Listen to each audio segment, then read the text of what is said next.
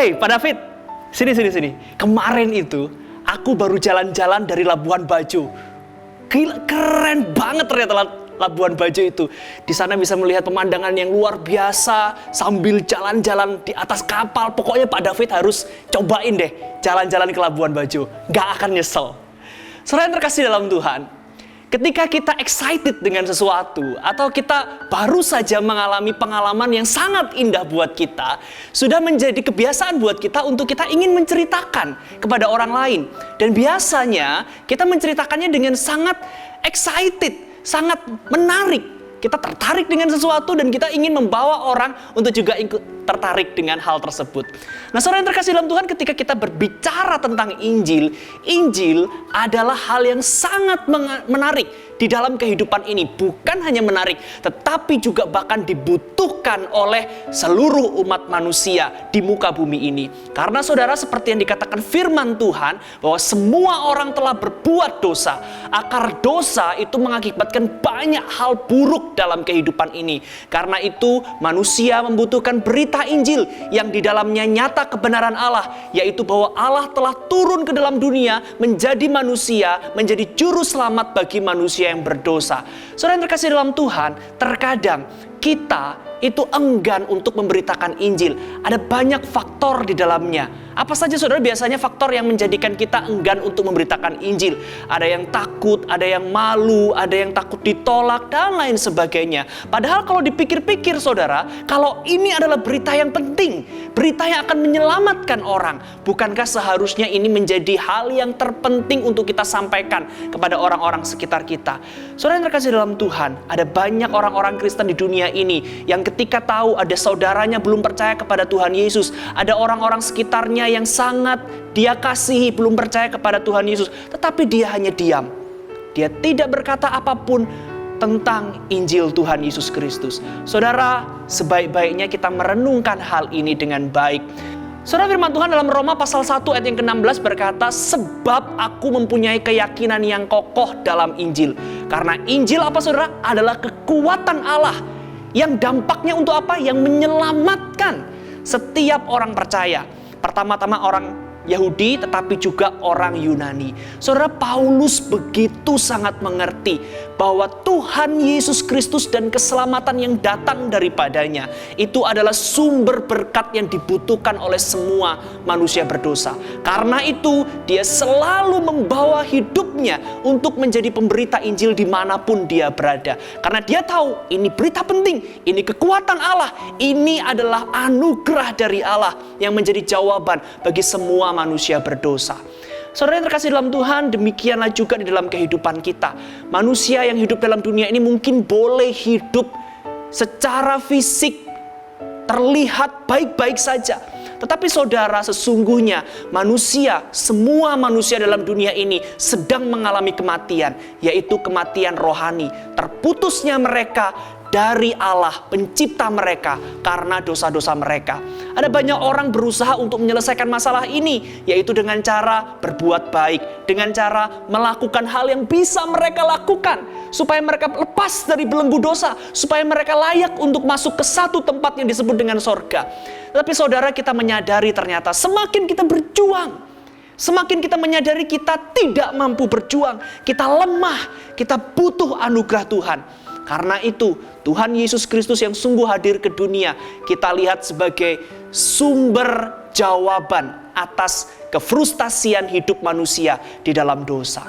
Saudara, kalau kita masih ragu untuk memberitakan Injil, mari renungkan hal ini baik-baik.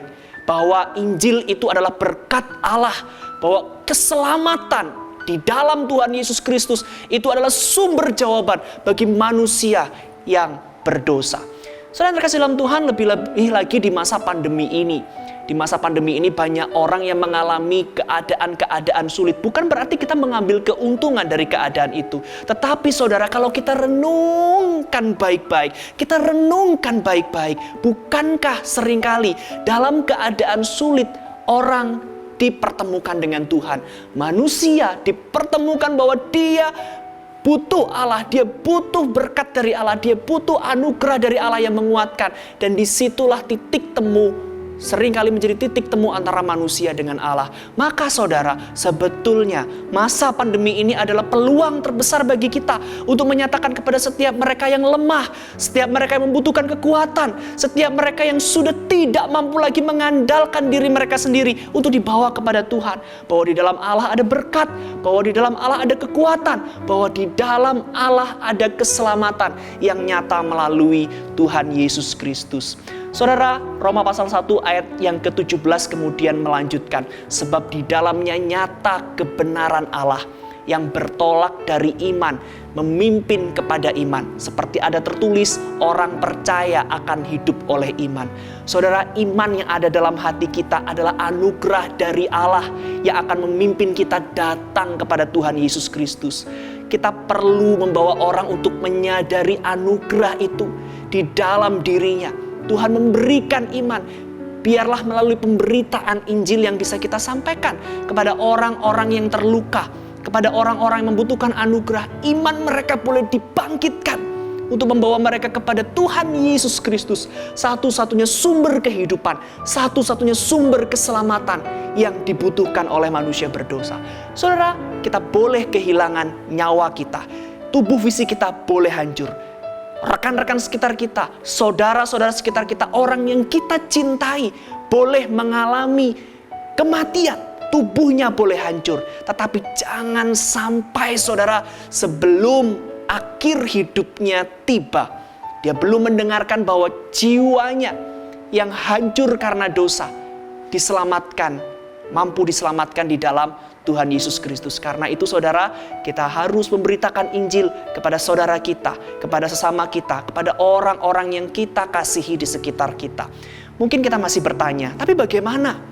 Saya benar-benar susah untuk memberitakan Injil. Karena itu saudara, gereja memberikan kesempatan bagi kita untuk dilatih. Bagaimana caranya kita memberitakan Injil? Ada pelatihan-pelatihan saudara. Mulai dari bagaimana kita memulai percakapan yang ringan sebelum menjurus kepada Injil, sampai pada akhirnya kita bisa bersahabat. Sampai lewat persahabatan itu kita bisa mengkomunikasikan Injil perlahan demi perlahan. Dan akhirnya dari persahabatan kita kepada orang-orang yang kita kasihi, kita bisa membawa mereka kepada Tuhan Yesus Kristus.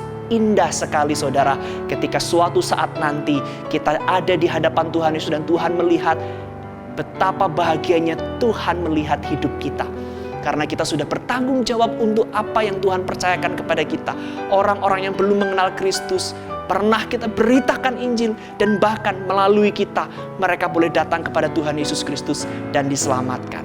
Mari saudara yang terkasih dalam Tuhan, kita gunakan kesempatan yang indah, kita gunakan kesempatan yang buruk sekalipun untuk kita boleh memberitakan Injil keselamatan yang daripada Tuhan Allah kita melalui Tuhan Yesus Kristus. Kiranya Allah Roh Kudus di tengah segala kelemahan, di tengah segala keberatan, di tengah mulut kita yang sering kali menjadi keluh yang memampukan kita untuk kita boleh menjadi saksi Tuhan, untuk kita boleh memberitakan berita Injil Tuhan, mendatangkan berkat, sukacita, damai sejahtera, kekuatan bagi mereka yang membutuhkan anugerah pertolongan dari Allah. Kiranya Tuhan yang menolong dan memberkati kita semua. Tuhan Yesus memberkati.